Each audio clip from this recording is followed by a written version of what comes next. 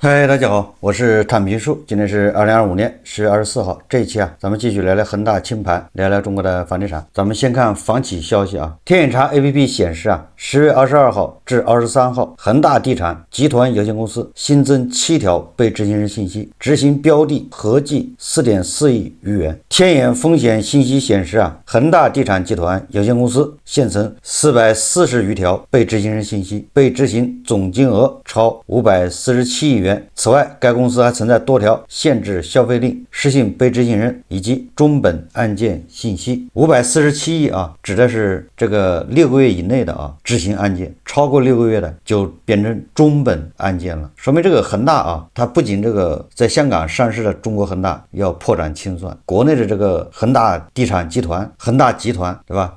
都要最终命运都是破产这些法院执行案件没法解决，保交楼任务完成的七七八八了，然后就开始走破产程序大概率是这么一个搞法。前两天咱们对吧节目说了这个楼市低迷不仅让这些民企受到冲击，对吧？纷纷爆雷。那么现在万科是不是也在渡劫？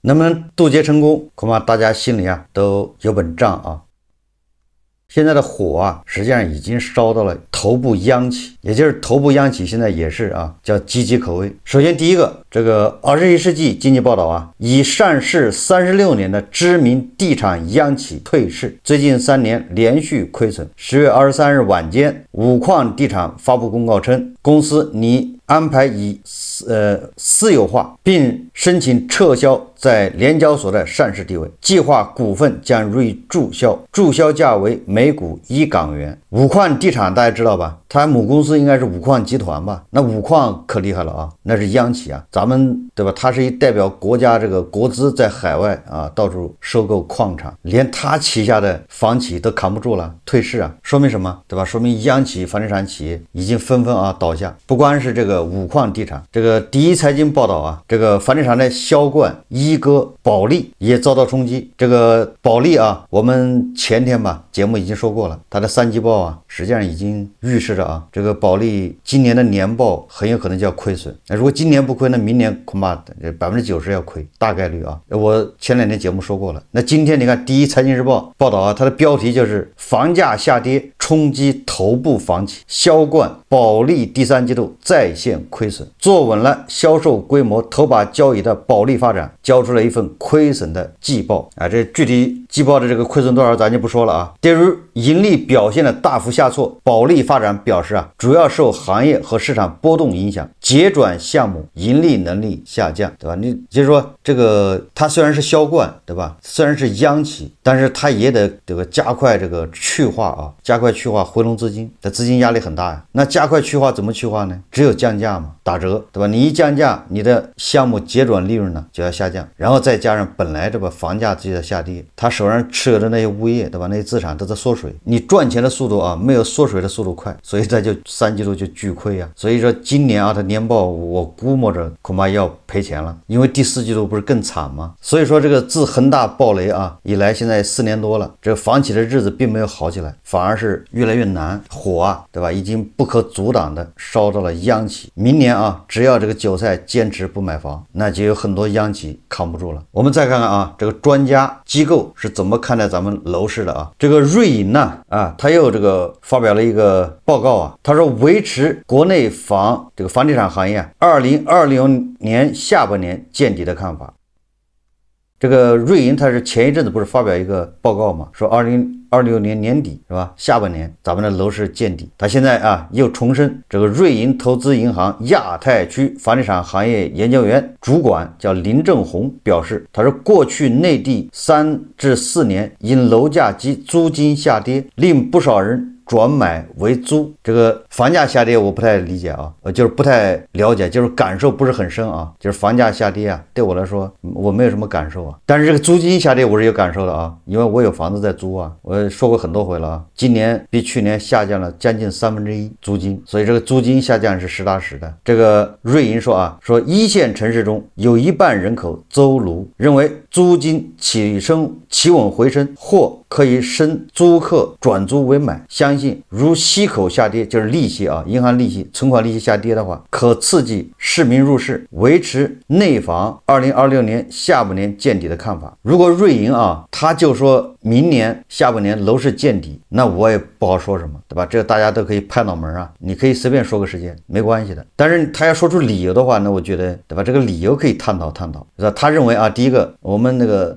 利息下降，然后那个租金上涨或者租金稳住，那样的话你就显得这个租售比啊就好看了，对吧？就是这个意思啊。说通俗一点啊，就是你把钱存银行里面，200万存银行没利息了，结果你把200万去买个房，哎，你一个月还能有3000块钱的这个房租金收入，就这意思。那你会怎么选呢？那很多人就会去买房。我认为啊，这是这些海外机构啊，他说实话他不了解中国，这是他们的短板。中国人的思考方式不是这样的，对吧？因为大部分中国人还是考虑安全，考虑未来。什么意思呢？就是第一个啊，如果大家认为这个房价要涨，那你就是银行利息再高我也去买，是这意思吧？只要大家相信啊，未来这房价要涨，还涨30%、40%、50%，那还有什么好说的呢？那现在赶紧，对吧？按揭贷款买房啊，这第一个。第二个，如果房价下跌，对吧？那大部分人是不会去买房的，就认为房价还跌啊，房价稳不住。你说1000到1万，人家也不会买。谁愿意说我今年200万买套房，后年就变成160万？这谁受得了啊？第三个啊，如果说房价稳住了，不涨也不跌，但是租金还可以，租金一算啊，比你的银行利息要合适，他就认为有很多人就会去买房。我倒是觉得啊，不会有太多人买房，就肯定会有的，对吧？有人就会算账啊，有人头脑灵活的，他就会，我这300万存银行，和这一年利息，对吧？也就4、5万块钱，一个月3000或者2000多，少了一点是吧？那他这300万如果买个房子，一个月租金5000，他就核算，这个是理想状况。绝大部分人做这种决策的时候，那是因为他有钱。第一个，他得有这么多钱，他如果贷款去买的话，你把他贷款利息给他去掉，对吧？那里外一算，他根本不仅不赚钱，他是在给银行打工啊，对吧？你说你就有一个首付的钱，你说你去按揭买了房子，然后你给银行还这个按揭贷款，那个利息3%，完了之后你把这个再出租，你租金，对吧？也还还不了那个银行利息，你图啥呢？这只是个表面原因啊，还有一个更大的原因什么呢？就是钱是钱，房子是房子。一旦你出了事情要钱的时候，房子它不能变成钱，那个时候你要急着处置你的房子的时候，那你就烧高香，你就看当时环境，就是把资产变成钱的时候，王老板现在遇到这个问题，他也把他的万达广场变成钱，他能变得了吗？对吧？8年前2017年他把他的资产变成钱，有人抢着要，对吧？他的酒店，他的文旅项目，别人为他的项目打破了头，愿意出高价买，那个环境下，他变现容易。但是你看他现在这个环境下，他一年，对吧？那么多万达广场只卖几座，卖不掉，没人要啊。这个时候，对吧？他求着别人买都没人买，你资产变现太难。我说这个什么意思呢？就是老百姓都懂，对吧？他万一以后他要钱了怎么办？这房子卖不掉，老百姓没有安全感，对吧？他这个保障体系不足以让老百姓安心，所以老百姓就天然的，对吧？喜欢高储蓄，就是有钱就往银行存，因为只有钱是硬通货，你其他东西到时候变现都变不了。所以这个海外的机构他没有办法理解老百姓这种中国的老百姓这个心理，就像现在一样，你资产失去流动性了，你这个二手房你挂出去，如果你不降价的话啊，你必须降到你们小区同地段最低价才有人过来问问，对吧？如果你挂的价格高，就没人来问了，一年都没人问了，没人问不是没人买，对吧？你挂个最低价过来问一问，你还得抓住机会，你得，对吧？狠狠的砍自己一刀才有可能成交，否则成交不了。为什么中国人啊到现在为止房价跌，很多房东一生气不卖了，他舍不得砍自己一刀，根本原因就是因为他有存款，他并不是急着要变现。如果真的急着变现，他只能是7折6折打折卖，否则你卖不掉，那边等着要钱。所以说你看啊，中国的房东为什么恨？或者他降价降的不多，再降多了他生气的不卖，因为他有底气扛，他的底气就是存款，他银行有存款。如果咱们这个老百姓都跟西方老百姓一样，他没有什么存款，对吧？不是高储蓄，那么他必须卖房，那必须卖房的人房价那就大家都卖，对吧？都是成交，那就稀里哗啦的往下掉，那就跌的就更快啊。这个我想啊，这就是跟咱们老百姓的这个习惯有关系。所以说不能简单的认为你租金啊稳住了，你的房地产就能稳住，这个错误的。还有一个啊，你说现在韭菜牛马的收入不稳住，你租金怎么稳得住呢？你明年租金你不降，人牛马就换地方了，对吧？自然有便宜的地方，因为这个房屋供应是过剩的，对吧？你不降有别人降，你还涨租金，人家马上搬走了，因为人家实在是收入啊不能支撑它。所以说瑞银啊，他说明年下半年楼市企稳，这个咱不好说。那明年这玩意儿大家都有时间，但是他说的理由我觉得不靠谱啊。今天我在网上看到一个自媒体的一个报道啊，一个文章叫乐财聚，他说啊，建发上海业主维权，直指保价协议不保价。看这标题就好像由于这个上海的这个房价下跌，对吧，导致了这个业主维权。我们听了太多的上海的新房价格都在涨，是这样的吧？上海是新房啊，环比同比都一直在涨。那豪宅1.6亿的都是日光，结果这边报道说上海业主维权，因为这个保价协议不保价，那就是房价跌了呗。你说这上哪儿说理去？咱们看看啊，他说近期啊，位于普陀什么桃浦板块的建发海悦首府成为社交平台议论比较多的楼盘之一，原因在于一些老业主直言被建发背刺。建发也是国企吧，我有印象啊，应该是福建的吧。他们表示当初买房时开发商承诺，如果后续有更大优惠幅度会补差价或退房，然而如今却未兑现，保价协议不保价。事情起源于今年5月份，5月8日建发海悦首府第4次开盘，推出63套新房之后，5月10号，也就是2天以后啊，项目暗场出现一则保价通知，大致意思是现在购买建发海悦首府在售房源的客户均可享受公司安心购服务承诺，如果后续销售过程中出现低于5月折扣的情况，业主可以退房或者返还差价。业主表示啊，当时桃浦有很多楼盘都有优惠，但是能给出保价承诺的只有建发，因此最终决定购买建发海悦首府。然而说买房4个月后，也就是今年9月份，业主发现项目再次进行打折，推出了96折加送车位的优惠，低于当初买房的折扣，那就是相当于降价了呗。你想送个车位，这车位应该挺值钱的。就此啊，业主与开发商进行了协商，他们认为按照当初的保价协议，自己有权选择退房或者让开发商补偿差价部分。但是经过数次沟通后，业主并未得到满意答复。业主表示啊，他们理解现在房屋销售艰难，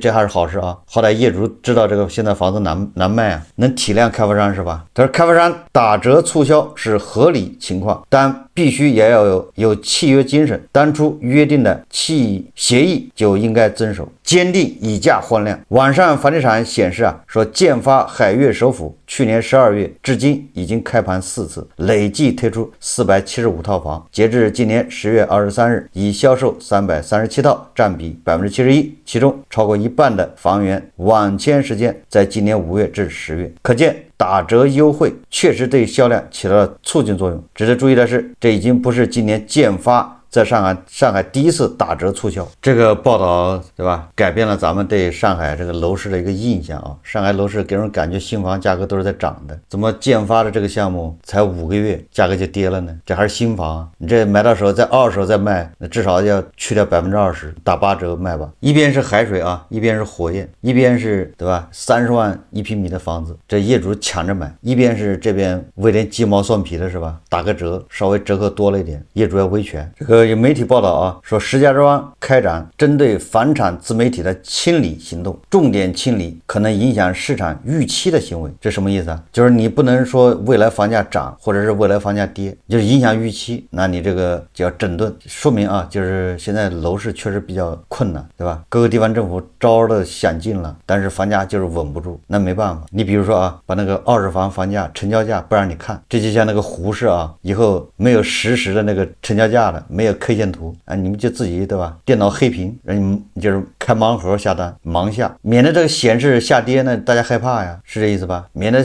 就是啊上涨太快，大家追高嘛，对不对？让你看不见不就行了吗？盲下买房也是啊，所以你看好多地方是把二手房的房价隐藏了吧，不让显示，结果你二手房房价一隐藏不让显示，吃亏的还是房东，为什么呢？那中介就带着演员去 PUA 房东，对吧？吓唬这些房东，本来这个成交价大家能看到，对吧？房东心里有数，结果这家房东心里没数了，你是怎么弄？所以最终终受害的还是房东啊，就是卖房的人。买房的人他也不着急，对不对？杀了会叫的公鸡啊，天就不会亮，就是这个道理。我们再看啊，这个中国房地产报它报道啊，你推公底房，我送黄金，海口楼盘打响抢收战。为了销售，海口多个楼盘开始放大招。最近一段时间，位于海口粤海大道西侧的某在售楼盘项目推出买房送黄金活动，宣称公司30周年庆豪送100万元，购房成交送4重大礼，50年车位的使用权，送68888全景阳台封窗，送价值80万元的5年商铺使用权，以及价值20万元的黄金200克。房地产经纪人撮合成交一套100余平方米的房子，不仅能得6万元佣金，还有8888元的成交奖。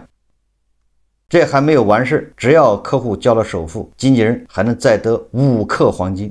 就是你去帮着卖一套房子，你不仅有佣金，你还能得到5克黄金啊！除了上述开发商开出高佣金送黄金的营销方式引发关注外，近期有开发商直接向市场推出公底房，亦在海口引起极大轰动。当地一些自媒体通过图文及视频形式渲染千人空巷买公底房的场面。就我在想啊，这海口发生什么事了吗？为啥这么急着要卖房呢？又是送黄金，又是公底房。当然了，开发商回笼资金，这是主要的啊。但是我感觉这个有点狠啊，从送黄金、送汽车到将整个项目、整栋楼对外包销，也就是急不可待的想把这房子给卖掉，对吧？公开兜售公底房，说开发商花式营销背后是为了在激烈市场竞争中去化突围，回笼资金。这也折射出海口楼市态势紧张的一面。这个海南不是年底封关吗？封岛，那不是好消息吗？为啥这感觉这些开发商都是叫夺路而逃的意思啊？想跑路是吗？不好理解啊。但是这个送黄金啊，这个很有意思啊。我记得啊，应该2年前，甚至3年前，应该2年前吧，杭州对吧？有开发商卖房送黄金，这个咱们不得不表扬一下啊。就是杭州，我记得是什么开发商，是余杭区还是什么区啊？富阳，我不太清楚啊。总之开发商推出对吧？买100平的房子送多少克黄金，买150平的送多少克黄金。这么一看啊，这开发商算是有良心的。为什么呢？就是业主买了房子之后，房子肯定是跌价了，不用说了，对吧？杭州的房价那绝对是跌了，但是不要紧，对吧？3年前的黄金是多少钱呢？黄金现在涨了2倍了，对吧？跟3年前比了，或者2年前比啊，应该涨了2倍不止吧？也就是那黄金你要没动啊，你放在那儿，你房子虽然贬值了，但是那黄金涨了，好歹损失是不是就小多了，弥补了损失啊，对吧？开发商这个无心之举啊，也为这个业主啊减少了损失，挽回部分损失。有句话说啊，叫什么？有心栽花花不成，无心插柳柳成荫。最后我们再看一看啊，有一些这个房企啊，甚至包括国企、央企，为了卖房子啊，什么招都使啊，就是请托。有个叫章子怡的，他写了一个文章啊，他说中海北京豪宅出现了集中退房，开盘5个月，中海北京九仙桥豪宅万捷九序最近进入了清盘阶段。当下惨淡的房地产市场，这个速度可以说相当快。但是啊，你仔细看看啊，网签发现过去3个月万捷九序的退房记录不太正常。作为朝阳最近主推的豪宅板块，去年九仙桥上一个新盘叫北京城源开盘爆火，不到半年就清盘，8个月网签破100亿。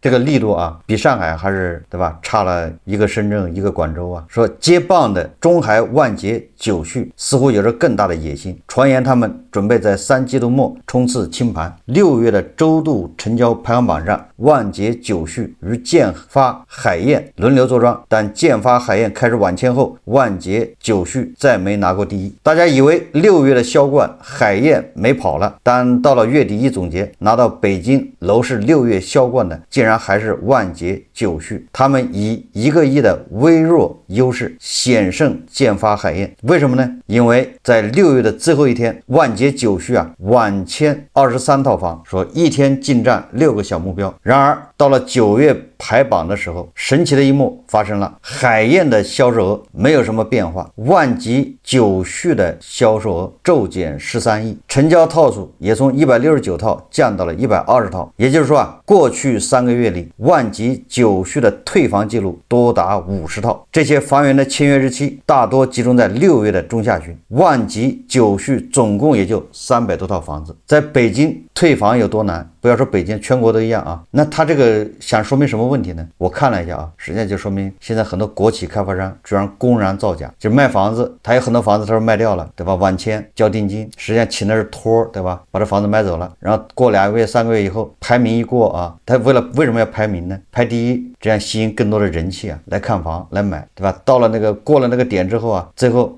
都来退房，把房子也退掉。这个退房其实没什么，对吧？你交了定金，但是你看不上了，我不买了，没毛病。但是问题现在都知道啊，开发商卖房子这么难，好不容易卖出去一套，他能让你退吗？也就是说，这么多人这么大面积的退房，这就本身就说明不正常，只能说明啊，开发商有猫腻啊。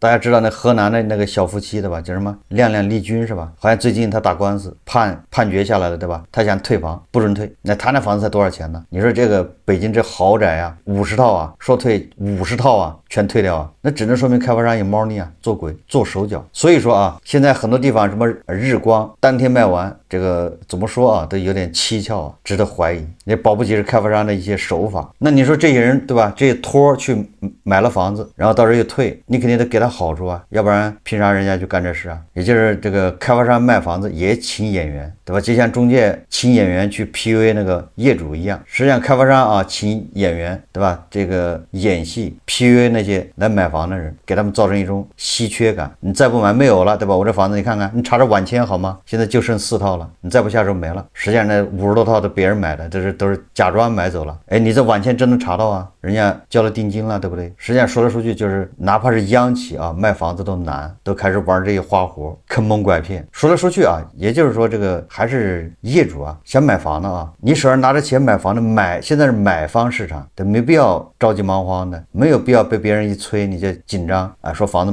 没了就去下一个项目去看，多的是。这个也说明央企现在也困难了，去化慢，回笼资金慢，资金压力大。也就是说啊，连豪宅其实都不是那么好卖，这个也说明上海那个现象啊还是比较特殊啊，似乎啊总隐藏着某些不可告人的一些秘密，但是啊纸是包不住火的，总有一天呢会暴露出来。好，这期节目咱们就聊到这里，感谢大家收看。如果喜欢我的节目，欢迎订阅转发，也可以在下方留言评论，谢谢大家。